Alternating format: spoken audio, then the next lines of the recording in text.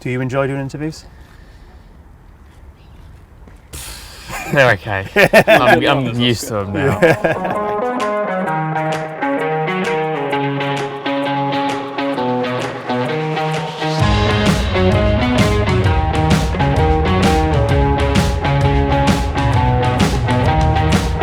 We all know you're absolutely crushing it this season, blah, blah, blah. Let's stop banging on about it. I'm far more interested in finding out how you've changed since becoming a two-time world champion. How has the day-to-day life of Max Verstappen changed? So I've crafted some questions to get to the bottom of this. Okay. Let's begin. Do you still take out the rubbish? Sometimes. Not a lot. But I didn't do that 2 years ago as well. What are you, it's just something you refuse to do? You're like, I'm not doing that. No, it just depends. Honestly, if it's full, then yeah, I take it out. But if it's not full and then I'm gone and it's full, then yeah, and I come back, it's empty. Yeah, what can you do? Fantastic. Yeah, I have a full house, so yeah. There's always somebody on hand to do it. Are we talking a shoot situation or a skip in the back alley? In terms of? Put the rubbish in a chute? No, well, you have to go down. I live in an apartment block, so you have to go down. So you could bump into a neighbour, you got a bag full of rubbish? Could be, yeah. That's very real. I like that. Big score there. Do you now have a private chef, or do you still make your own pot noodles? Both not. No, No, not so much. I mean, of course, my girlfriend, of course, can cook as well, but also sometimes I order, but no cooking and no private chef. Let's talk fashion. Is it all designer wear and gold-tipped boots nowadays, or do you Like still... You don't wear this in the house, do you? Surely not. Well, I mean, jeans and trainers. You don't have Honestly, I'm really not that interested in fashion. I mean, maybe it comes later, but for me, it's not who I am. I just like to walk around in pretty chill clothing. Like a tracksuit with a ketchup stain on it? Easygoing t-shirt. I don't care. Like I'm not interested to look in the mirror. I'm like, oh, this looks amazing. This is like really, really cool. Okay. Just like to live my life nice and easy. I'm not surprised by that answer. What about the rest of your off-season, mate? Obviously, I can tell you play golf a lot because you're pretty good at it. What else did you get up to over the winter? Like, what did you do to little holiday?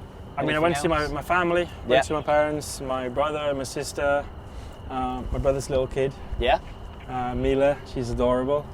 My sisters, the whole family. So it was nice that we all kind of saw each other So again. you're Uncle Lando now. I am Uncle Lando. How does that feel?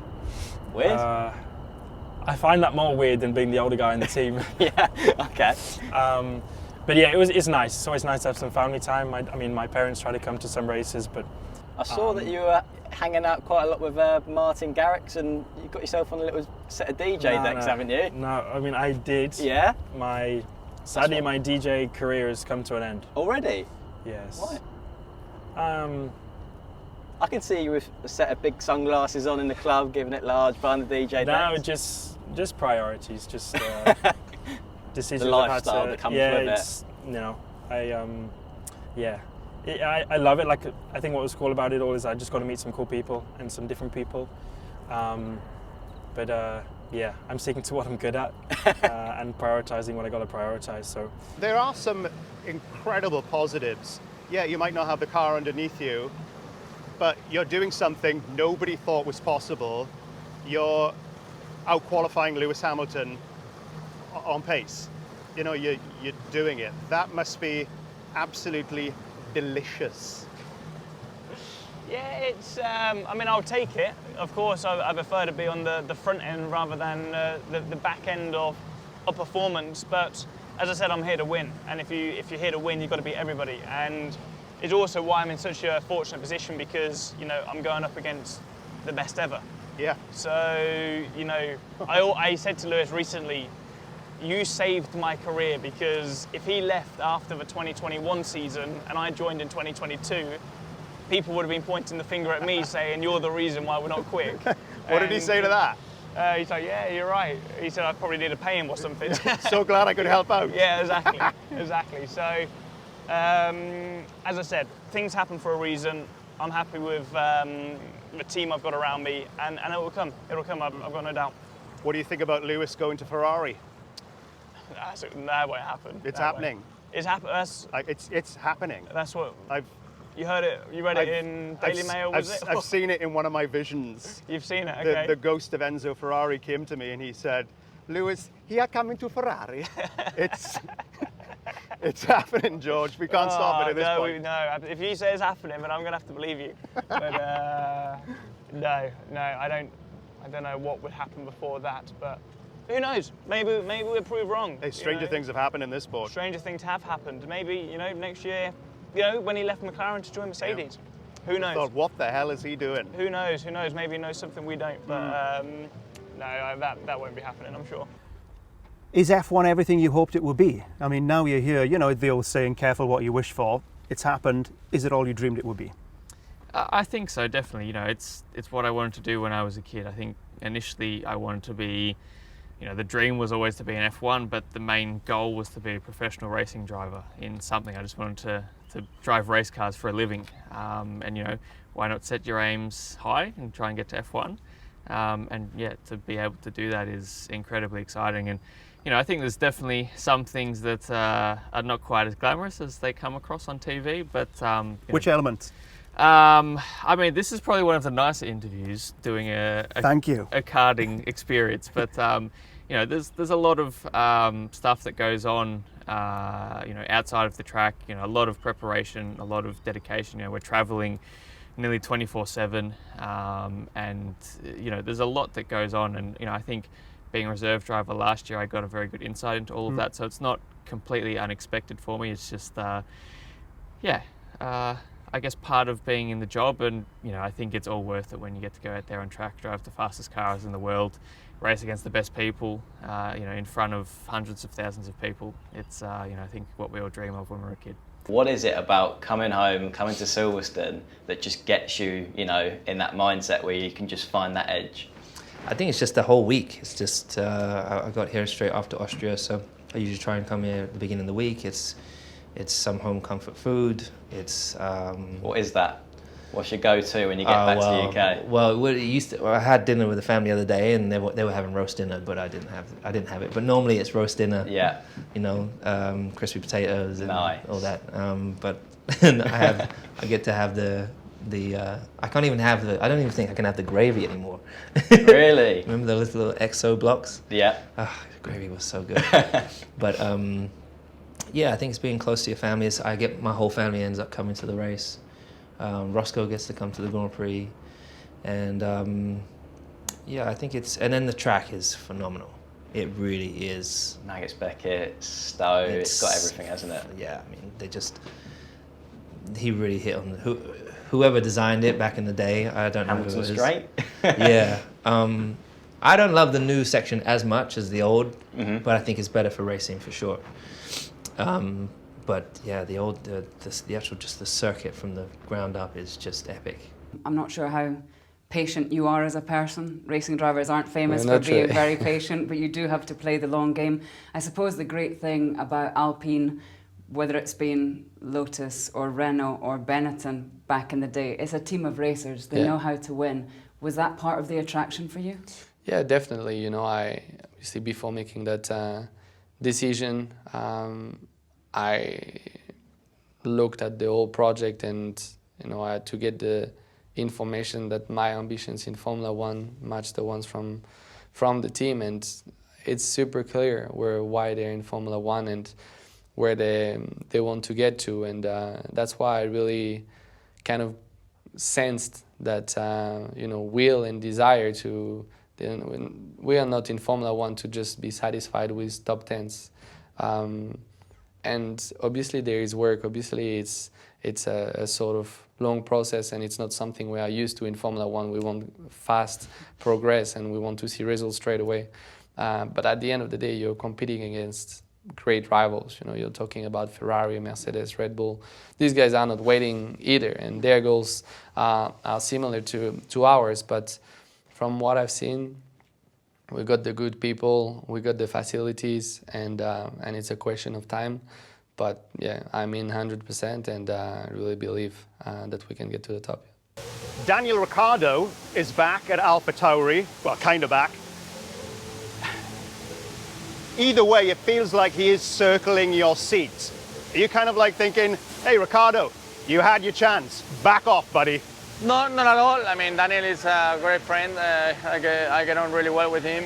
And this is how the business is run, you know. Everyone, I mean, let's say 90% of the drivers will come to Red Bull for sure, you know, because it's a great car, it's a great team.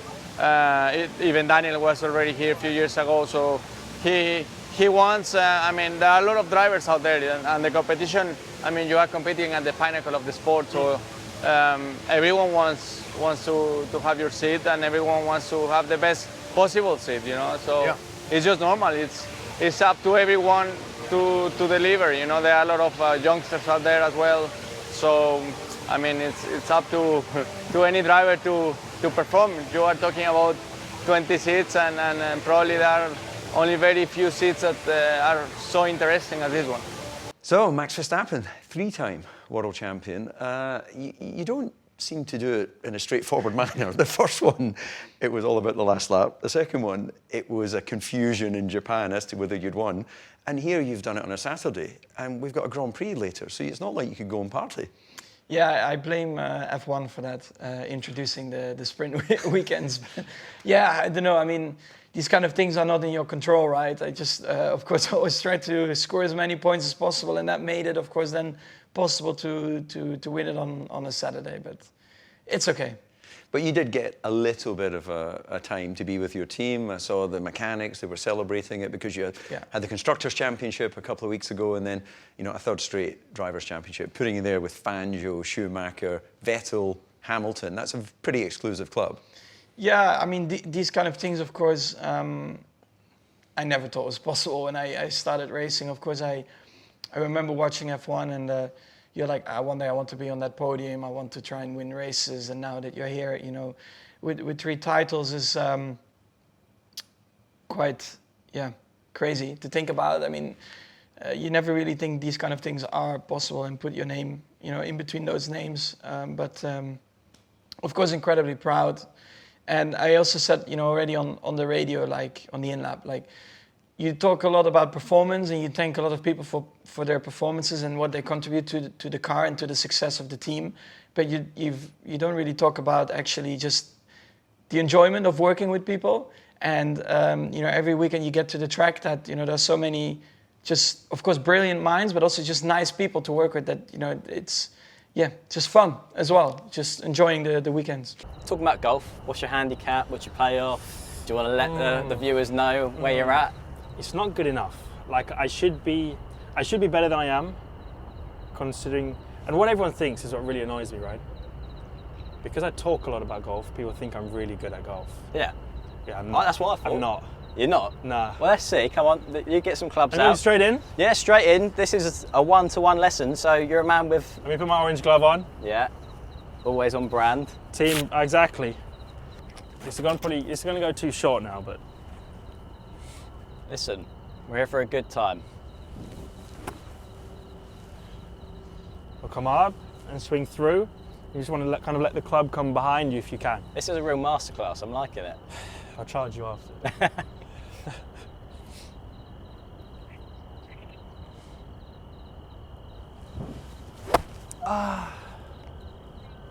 So that's what I use as a lesson for what not to do. You and Max had a bit of a tiff in Baku. Are you all friends again? I suppose you have to be. You're kind of neighbours living here together. Yeah, you know, I think we all say stuff in the heat of the moment. It's part of the game. And I think I saw an interview actually it was in a press conference of Lewis and Sebastian. And I think Lewis actually said the same word about Max that Max said about me. Okay. And somebody said, like, one of the standard journalist questions, you know, if you put a microphone on football players every single time they've been tackled or in the heat of the moment, you know, you'd be hearing all sorts of things. It would just be one long beep. Exactly. So it's, you know, we're driving around the track, you know, over 200 miles an hour, we're fighting for everything we've got.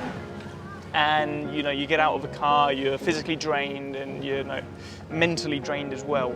You know, you're going to say things that maybe you don't quite mean or that are in the heat of the moment. And I'm sure he's got no regrets, but it's, you know, I don't really care either. So part of the game, I laughed it off and Here we go again. There's a lot of questions, and bet you get asked it all the time about how long do you see yourself staying in F1? How long do you think you can keep going at this level? So what's your answer to that? How long do you expect to stay in honestly, F1? I have days where I'm like, oh God, I don't know if, I have moments where I'm like, I don't know if I can keep going.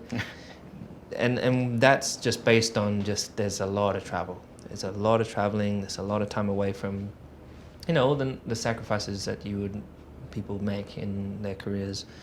And striking a balance between social life, family life, and career being the best you can be, something has to give, and the other two, which are the most important, take a hit. And so I think about that often, but then I get into the paddock and I get in the car and I'm like, damn, I love this so much. Still get that same buzz when you yeah. first jumped in 2007? Yeah, I definitely get the same buzz. Your boiler breaks. Do you call a plumber, or do you ask your manservant Crundale to do it for you? No, well, it's all part of the service in the block, so I would have to call the concierge downstairs to report that something is broken. Did you say concierge? Yeah. That's part of the monthly rent I pay. too posh, Max. Come on, it's the monthly rent. It's all included in the rent. It's all included, so it runs like a dream. It rarely breaks down, because when Still the need to pay boiler it. goes, it's annoying. That is not nice. Yeah. So if, even for a two-time champ, the boiler breaks occasionally. It can happen in the south of France. Drives me nuts. Does it happen a lot in the UK? Yeah, I kind of inherited my boiler in my new house, and it's an old piece of junk, and we should buy a new one, but I keep getting it fixed. And then you're happy for like a week and then it breaks down again. Yeah, generally though, the best scenario is that I'm just about to leave the house to come do F1, and then it breaks, and then it's You're my like, wife's problem. Oh, babe. So sorry. Good luck with it. Last one. Do you have your girlfriend now call you two-time world champion Max Verstappen, or just Max? Definitely not the first one. She wouldn't agree to that. No, it's probably also not that impressive to her, right? Her dad is 3 times world champion, so I still need to catch That's up. an excellent point. Yes. I'm still catching up. You got a like a pet name? Me? A pet name? Your girlfriend has a pet name for you, or?